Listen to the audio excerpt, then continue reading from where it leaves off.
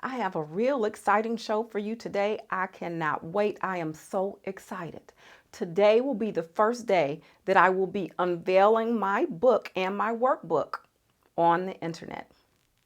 Welcome to Dr. K Speaks. I'm Dr. K, and I'm here to help you to navigate through the many challenges in your life's journey so that you might ultimately become the highest version of yourself. Yes, that's right. Today I'm going to be unveiling my book and my workbook for the first time. So here we go. This is the book, and the name of the book is I Rewired My Brain, My Journey to Freedom. Beautiful cover. I so love the cover. I love the way the lady at the top right here, she is just free, and it's like she's breaking those chains of mental and emotional bondage. And then you see this lady down here, and she's looking really sad. So these two women reflect aspects of me. This lower one is when I was in mental and emotional bondage, and this other one is when I broke free and rewired my brain to the point to where I began to experience freedom. So this is the book right here. And to go along with the book, there is a workbook. And this workbook has been designed to help you to rewire your brain. So let's get started with today's show. Both the book and the workbook are available on Amazon. It'll be available on other platforms, but right now it's available on Amazon. And the name of the book is I Rewired My Brain, My Journey to Freedom. And when you get the book, it's so important to get the workbook because I got a step-by-step process, a template to help you to rewire your own brain. So with the book, let me say this, the book has two parts to it. The first part of the book is my backstory.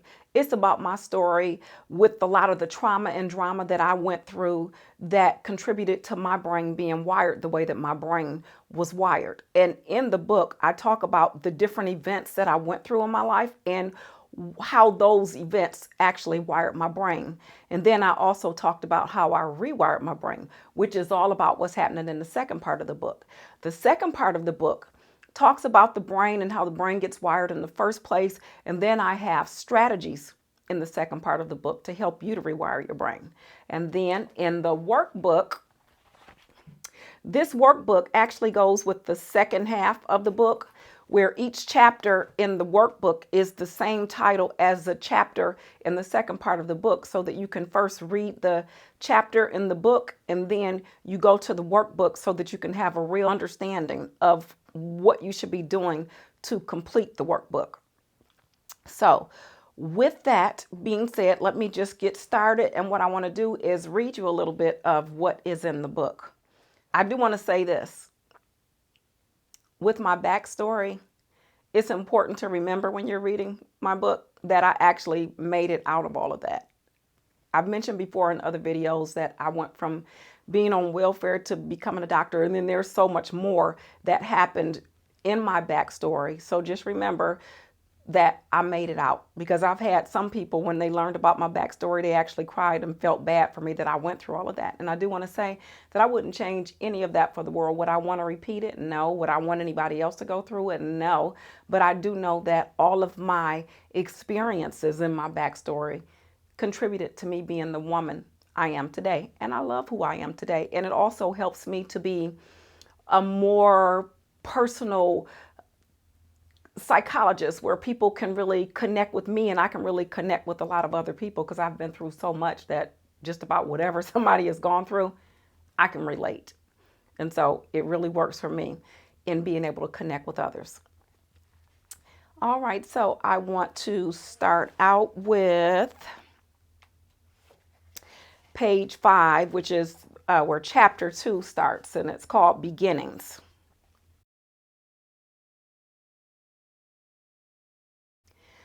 By the time I was 7 years old, from my memory, my mother had become a functioning alcoholic. And she was mentally and emotionally abusive towards me. And if that wasn't bad enough, I was being molested by step family members who were all just a little older than me.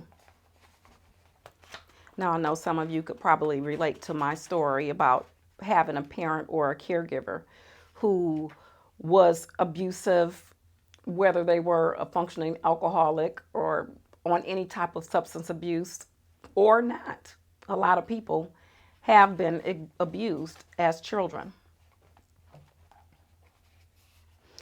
As for my mom, even though she was an alcoholic, she was a great provider. She was a great provider. She really was. She did everything that she could do for me and my sister. If she could buy it, then she bought it. So hands down, I got to give it to her. She was a great provider. She made sure that we had everything that we needed and more. My mother took me and my sister to the beauty shop every other week to get our hair done. She bought our clothes from Lord and Taylor's, Hudson's before it was Macy's, and Saks Fifth Avenue. She used to pay for me to have my shoes specially made at Hudson's because I had a wide foot and the in-stock shoes were too tight. For much of my childhood, on about 4 or 5 of the days of each week, my mother yelled at me, telling me that I was dumb and stupid with no common sense. She yelled that I was never gonna amount to and you know what I'm talking about. And I used to cry in devastation from my emotional pain. Now I'm gonna skip ahead a little bit.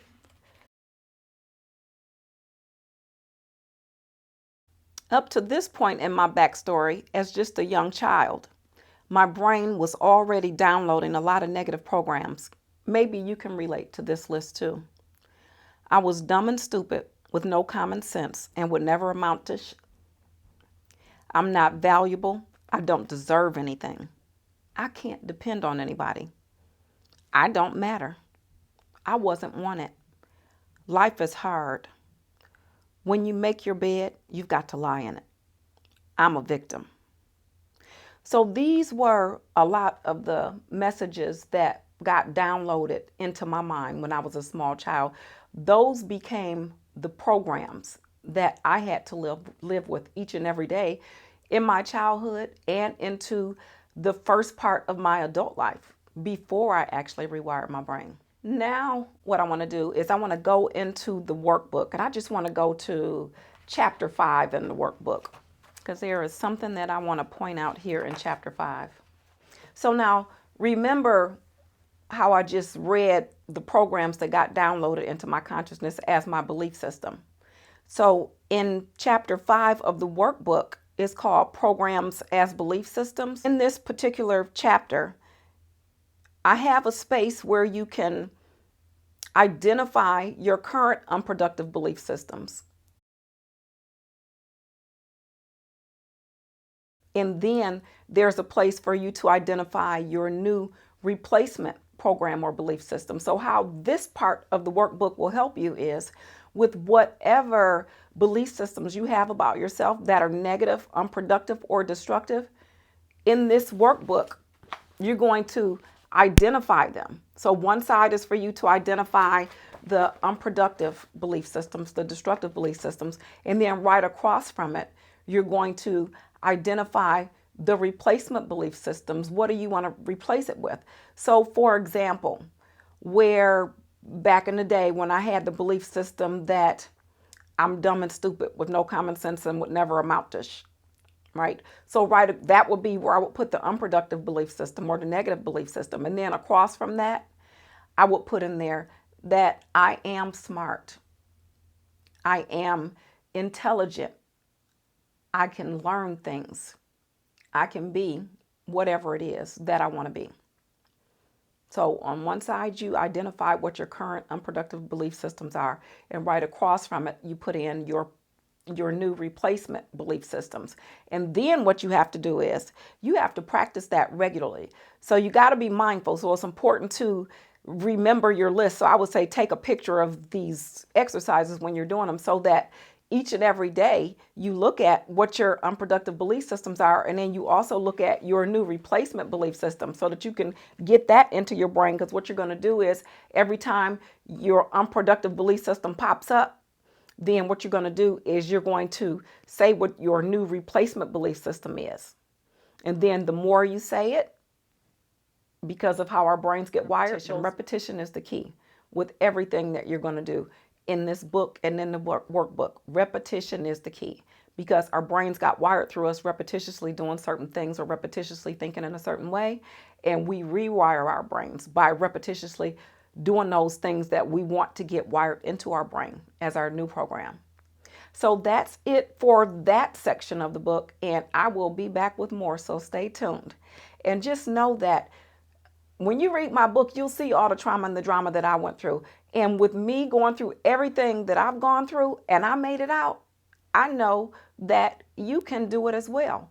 So I would really, really, really strongly encourage you to get a copy of the book and the workbook so that you can start today with rewiring your brain. You can do this. I believe in you. You can live your life on your terms. And if you've liked this video, give it a thumbs up, share it with your friends and family, and make sure that you subscribe to my channel if you have not already subscribed so that you can be attuned to all of the other videos that I post about how to rewire your brain. Thank you.